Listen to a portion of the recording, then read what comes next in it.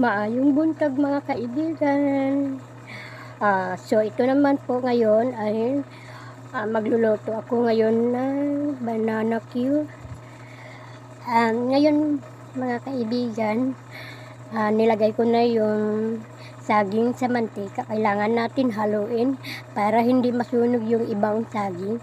Kailangan sabay-sabay silang magluto. Hinaan lang natin yung apoy mga kaibigan kasi pag sobrang lakas ng apoy ay baka masunog ang ating saging.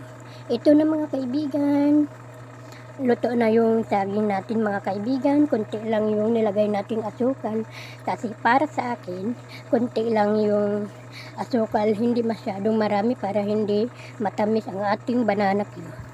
Ngayon mga kaibigan, meron akong biniling steak.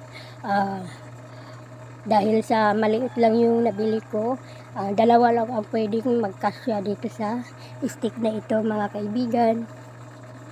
Ngayon, tinulungan ako ng anak kong maglagay ng banana cue sa stick kasi para matapos tayo mga kaibigan, para may pangmerienda na tayong mamayang tanghali mga kaibigan, hindi tanghali, mamayang hapon, para mayroon tayong pangmerienda.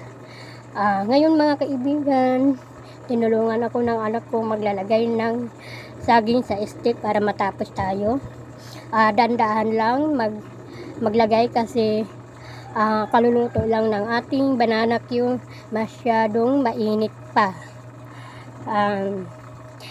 Ito yung binili kong pang merienda mga kaibigan kasi paborito namin ng pamilya ko yung banana cue, lalo na pag bagong luto.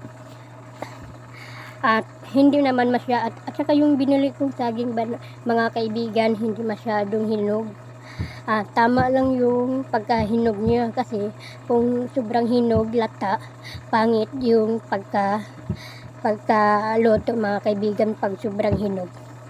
Ngayon mga kaibigan, malapit na tayong matapos paglalagay ng steak. Dahil mga kaibigan, kaluluto lang ng ating banana cue, kailangan natin gumamit ng tinidor para hindi tayo mapaso. Ito mga kaibigan, pang ano lang namin ito mga kaibigan, pang merienda lang namin ito mamayang hapon. Ayan na mga kaibigan, malapit nang matapos ang ating banana cue.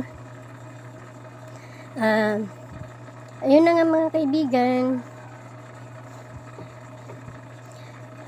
Ayan na mga kaibigan, tapos na lahat. Ito na mga kaibigan, marami-rami din naman yung nabili kong saging na hinog. At saka, ayun na, masarap ng kumain.